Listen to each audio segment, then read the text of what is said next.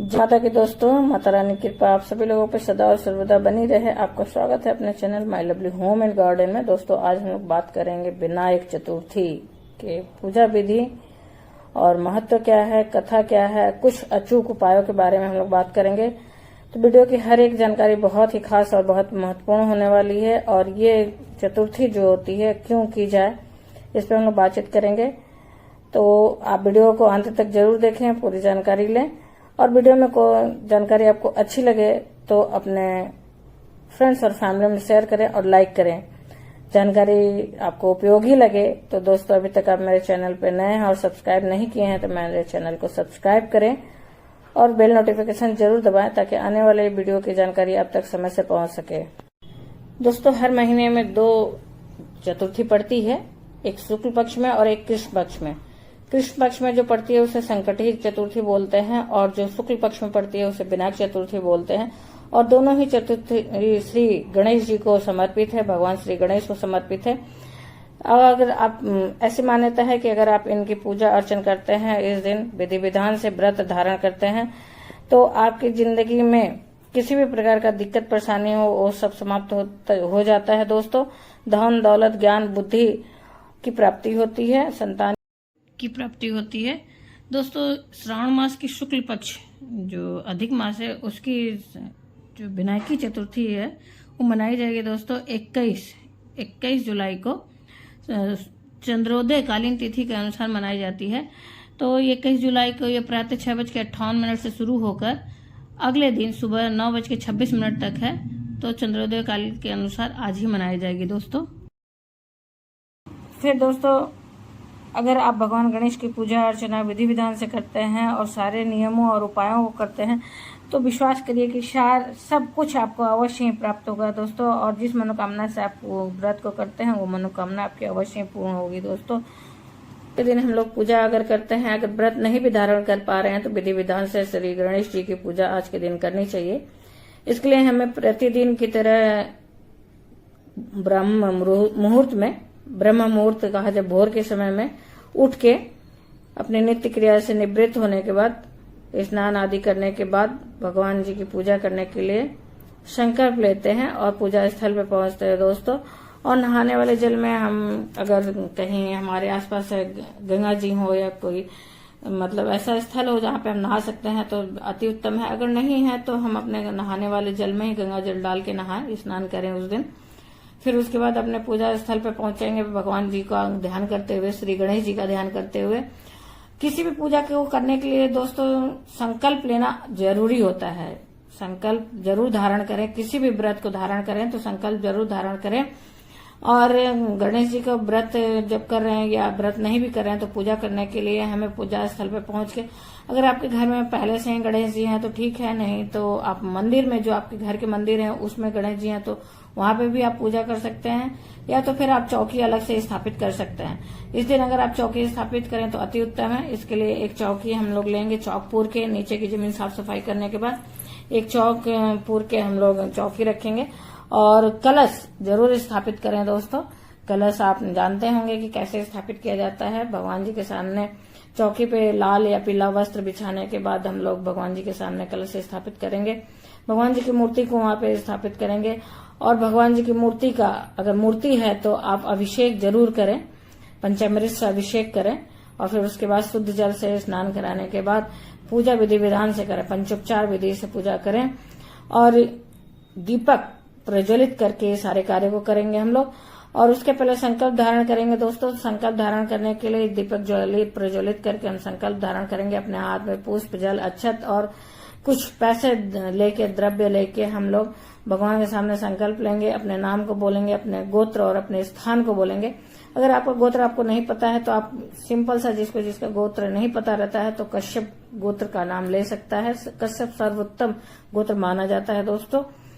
फिर उसके बाद आप अपना नाम लेंगे और अगर आप पत्नी के साथ कर रहे हैं या पत्नियां अपने पति के साथ कर रही हैं या नहीं भी कर रही हैं तो उनका नाम लेंगे और कहा जाएगा कि मतलब अपने बच्चों का भी कहेंगे कि बच्चे पुत्र पुत्री के साथ हम भगवान जी का मतलब व्रत धारण कर रहे हैं और किस कारण से आप कर रहे हैं। आपको अगर दिन तिथि सब याद है तो वो सब भी आप बोलें। जगह स्थान भी बोला जाता है संकल्प में। ये सब चीजें बोल के आप किस वजह से व्रत धारण कर रहे हैं वह वजह भी बोलें। जिस मनोकामना के लिए आप व्रत धारण कर रहे हैं उस मनोकामना को बोलें और उस जल पुष्प अक्षत को भगवान को समर्पित करें। फिर उसके बाद हम लोग भगवान को पंचोपचार विधि से पूजा करेंगे। स्नान आदि कराने के बाद, अभिषेक कराने के बाद वस्त्र प्रदान करेंगे। अगर वस्त्र आपके पास मूर्ति है तो आप वस्त्र पहना सकते हैं, अगर नहीं तो नहीं है वस्त्र आपके पास तो आप रक्षा सूत्र को आपको तोड़ के चढ़ा सकते हैं भगवान को। फिर उसके बाद चंदन, रोली, अक्षत से भगवान की पूजा करेंगे। पूरी विधि विधान से हम लोग पूजा करेंगे, जिस तरह से और देवी देवताओं की हम लोग पूजा करते हैं या फिर और जिस तरह से पूजा हम लोग करते हैं उस तरह से पूजा करेंगे दोस्तों। फिर आज भगवान के भोग में कुछ चीजों का खास ध्यान रखा जाता है।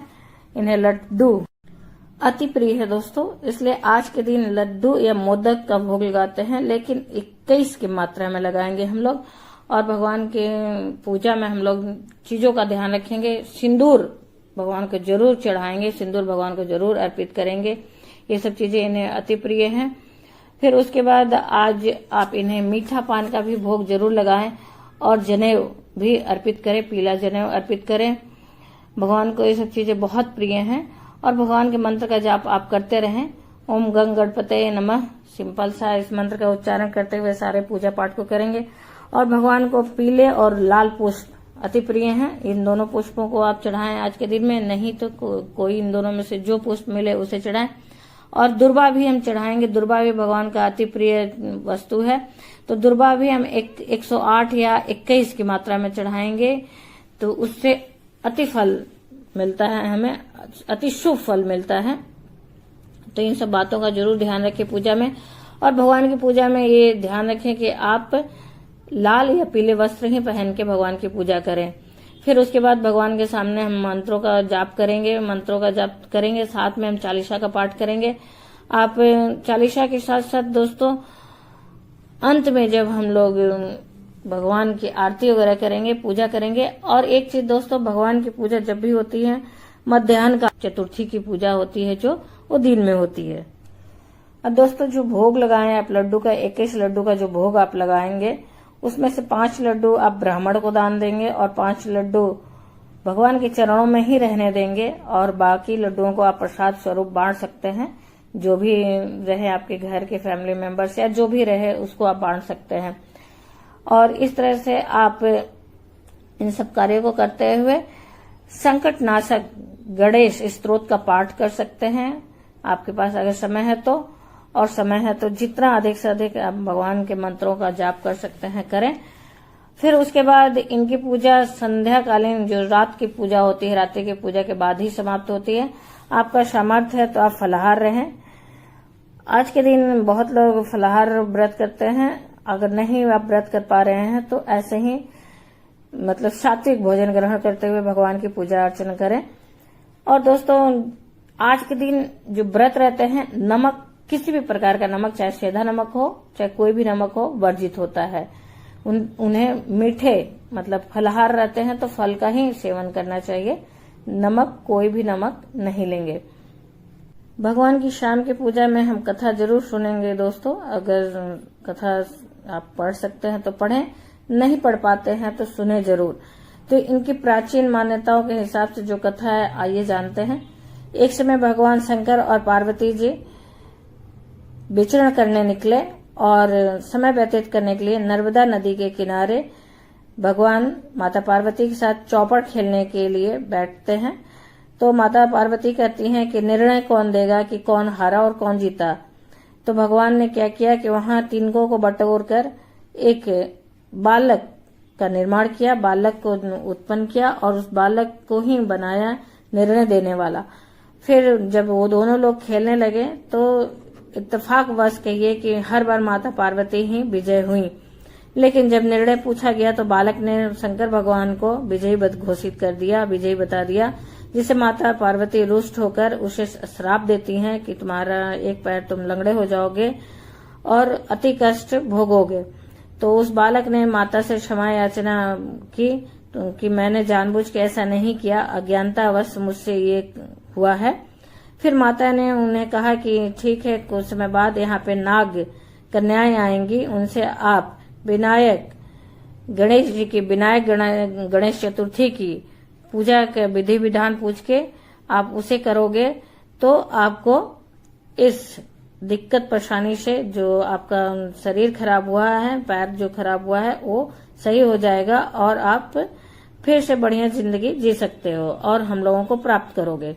जब कुछ समय बाद वहां पे नाग कन्याएं आती हैं तो उनसे वह बालक विधि विधान पूछता है विनायक चतुर्थी का, और विनायक चतुर्थी के विधि विधान पूछने के बाद उस 21 दिन लगातार श्री गणेश जी की पूजा अर्चन बंधन व्रत धारण करता है। फिर उसके बाद गणेश जी खुश होते हैं, प्रसन्न होते हैं और उस बालक को प्रकट होते हैं और आशीर्वाद देते हैं कि पूछते हैं कि तुम्हें क्या चाहिए। तो वह बालक बताता है कि मेरा पैर ठीक हो जाए, मैं इस योग्य हो जाऊं कि अपने माता पिता के पास जा सकूं।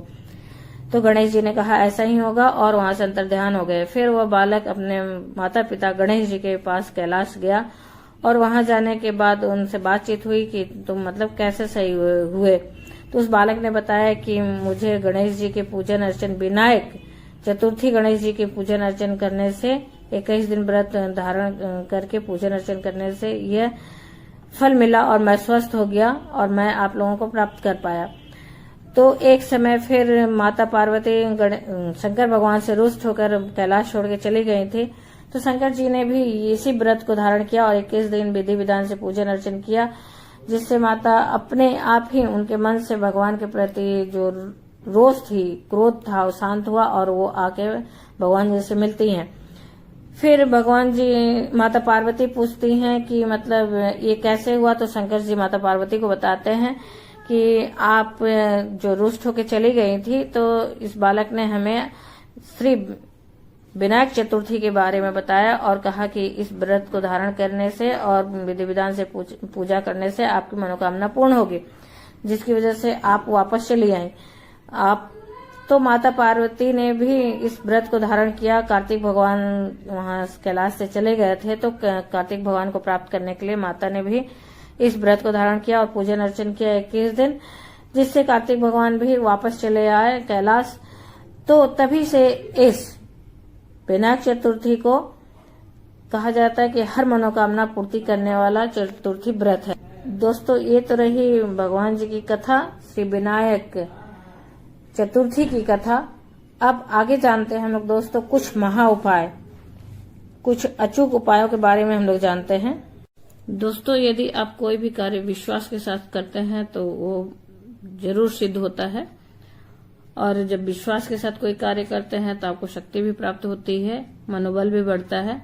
ऐसा माना जाता है कि अगर गणेश जी की हम लोग सभी विधि विधान से उपाय करें और सब चीजों को चढ़ाएं तो जरूर हमारे हर कार्य पूर्ण होते हैं। तो अचूक उपाय के बारे में बात करते हैं दोस्तों। तो भगवान कार्य की सिद्धि के लिए, व्यवसाय, नौकरी, पढ़ाई, धन, किसी भी वृद्धि के लिए, किसी भी काम की सफलता के लिए आज के दिन 21 या 101 दुर्वा की माला भगवान को अर्पित करें, इससे आपके हर कार्य में सिद्धि प्राप्त होती है। दोस्तों, पूजा के बाद दोस्तों इस माला को आप अपने पर्स या अपने लॉकर में या फिर ऑफिस की जगह पर रख सकते हैं। और आज के दिन इन भगवान को लाल और पीले पुष्प जरूर चढ़ाएं। लाल पुष्पों को चढ़ाने से दोस्तों आपकी जिंदगी में धन, संपत्ति, सुख, समृद्धि प्राप्त होती है, और पीले पुष्पों को चढ़ाने से कष्टों और संकटों से मुक्ति मिलती है। तो इन फूलों को जरूर अर्पित करें, इनको जरूर अर्पित करना है। दोस्तों, आज के दिन प्रयास करें कि ये फूल आपको कहीं न कहीं से ज्यादा नहीं तो एक ही मिल जाए। अगर ज्यादा मिलता है तो आप माला अर्पित कर सकते हैं, उससे और भी बढ़िया होगा। नहीं तो फिर आप एक पुष्प लाल और एक पुष्प पीला जरूर चढ़ाएं। फिर उसके बाद पूजा के बाद इन पुष्पों को आप जहां भी पूजा की सामग्री विसर्जित करते हैं वहां विसर्जित कर दें, या फिर प्रसाद ये तो हो जाता है पूजा के बाद, आप अपने लॉकर में कुछ समय के लिए रख सकते हैं या पर्स में रख सकते हैं, फिर सूखने के बाद फेंक सकते हैं। और दोस्तों, आर्थिक लाभ के लिए, जॉब में तरक्की के लिए, व्यवसाय में तरक्की के लिए आज के दिन भगवान को 8 मुखी रुद्राक्ष अर्पित करें, चढ़ाएं, और उसे आज ही के दिन हरे धागे में धारण भी करें। इससे आपकी जो भी आर्थिक दिक्कत परेशानी है वो सही हो जाता है और आपके व्यवसाय और आपके नौकरी में तरक्की आपको मिलने लगता है। अगर बच्चे हैं पढ़ने वाले तो उनकी पढ़ाई में उन्नति होने लगती है। उनका पढ़ाई का कार्य अच्छा हो जाता है। और दोस्तों आज के दिन भगवान को 5 लौंग और 5 हरी इलायची पान के पत्ते पर, पान का पत्ता कहीं से कटा फटा मतलब खंडित ना हो, उस पर अर्पित करें। यदि आप ऐसा करते हैं तो जिनकी लव लाइफ या हस्बैंड वाइफ में अनबन चलती है, परेशानी चलती है, उनका बनता नहीं है, तो इस तरह की दिक्कत परेशानी सही हो जाती है दोस्तों। तो इस उपाय को आप अपनी जरूरत के हिसाब से, जो जरूरत हो आप उस हिसाब से उपाय को कर सकते हैं। ये तो रहे कुछ अचूक उपाय दोस्तों, ये सब सिद्ध उपाय हैं दोस्तों। विश्वास करें, एक बार विश्वास करके जरूर करें। सारी चीजों को आप पूजा में जो अर्पित करते हैं करें, फिर आप अपने जरूरत के हिसाब से अचूक उपायों को भी करें। तो आशा करते हैं दोस्तों इस वीडियो में जानकारी आपको उपयोगी लगी होगी। यदि जानकारी आपको उपयोगी लगी तो आप लाइक करें, अपने फ्रेंड्स और फैमिली में शेयर करें दोस्तों। आपके लाइक ही एकमात्र ऐसा जरिया है जिससे हम लोगों को पता चलता है कि वीडियो आपको उपयोगी लगी दोस्तों। फिर दोस्तों आप अभी तक मेरे चैनल पर नए हैं तो मेरे चैनल को सब्सक्राइब करें, बेल नोटिफिकेशन अवश्य दबाएं ताकि आने वाली जानकारी आपको सबसे पहले मिल सके दोस्तों। माता रानी के नाम का जयकारा कमेंट बॉक्स में अवश्य लगाएं ताकि आपके अंदर एक सकारात्मक ऊर्जा का संचार हो दोस्तों। और दोस्तों कोई भी सुझाव हो, कोई भी प्रश्न हो तो आप कमेंट बॉक्स में अवश्य लिख सकते हैं। फिर मिलते हैं दोस्तों एक नए वीडियो के साथ, एक नई जानकारी के साथ। तब तक के लिए जय माता की। माता रानी की कृपा आप और आपके पूरे परिवार सदा और सर्वदा बनी रहे दोस्तों। धन्यवाद दोस्तों।